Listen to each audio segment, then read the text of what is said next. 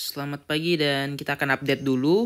Oke, dan ini ada sedikit sedikit momentum kayaknya.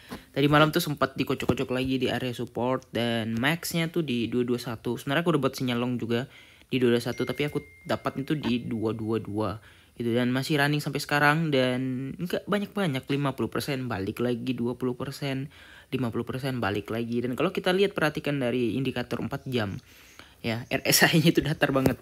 Ini persis kejadian kayak yang di sini kemarin nih. Nih, RSI-nya modelan rata di sini ya. Tek kemudian naik gitu.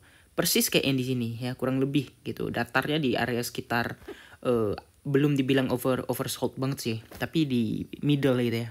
Middle atau di tengah itunya. Di tengah levelnya itu di 30-an. Dan itu biasanya akan ada pom-pom dulu dikit gitu. Kenapa pom-pom gitu? Kenapa? Ya dia menetralkan lah. Nggak mungkin kan. Ini kan sebenarnya kemarin tuh udah gold cross nih sebelah sini nih. Ya, stokastik ini udah gold cross yang harusnya ini bisa aja naik dulu kemarin. Tapi karena sell pressure, kemudian dia dead cross lagi karena satu candle doang dan di sini dia baru gold cross lagi.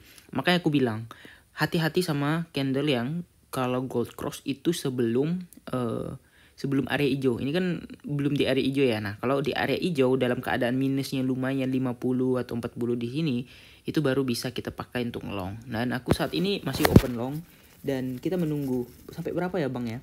Nah, untuk sampai berapa dan di mana ya kita nggak berani spekulasi jauh-jauh karena target aku cuman ya mungkin 226 aja. Kemudian ini mengingat ini weekend ya. Karena biasanya weekend itu Sabtu, apalagi Sabtu ya. Sabtu cenderung sideways sampai malam.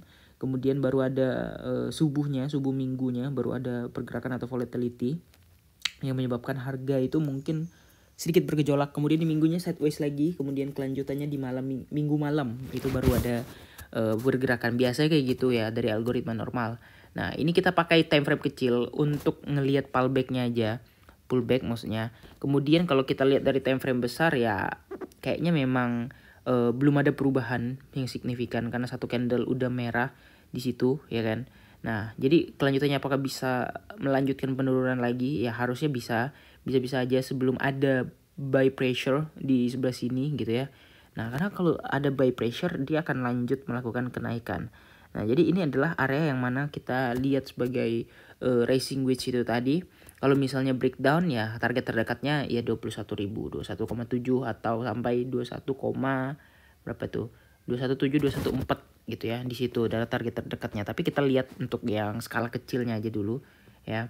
Nah, di sini untuk stokastiknya dia mau dead cross lagi dan RSI-nya tapi masih di bawah, masih di level 39 dan itu good banget. Apalagi kalau kita main di 4 jam ya. Di 15 menit kelihatan kayak mau naik ya. Kemudian di 4 jam juga kelihatan mau naik, yang harusnya ya naik dulu sih hari ini gitu. Ya kita lihat aja, semoga Sabtu ini ya sideways naik lah gitu. Ya, biar apa? Biar normal, biar bisa naik ke atas, biar kita bisa nge-short. Kita short dari atas gitu ya. Sayang banget kemarin di sini tuh udah close shortnya. Kenapa? Karena aku yakin banget ini pasti mantul kena MA200 dan ternyata benar. Padahal udah sekitar 300% di sini. Di sini aku nge-short lagi, kemudian di sini mau nge-short lalu nggak jadi gitu ya. Nah, lalu minus itu. Oke lah.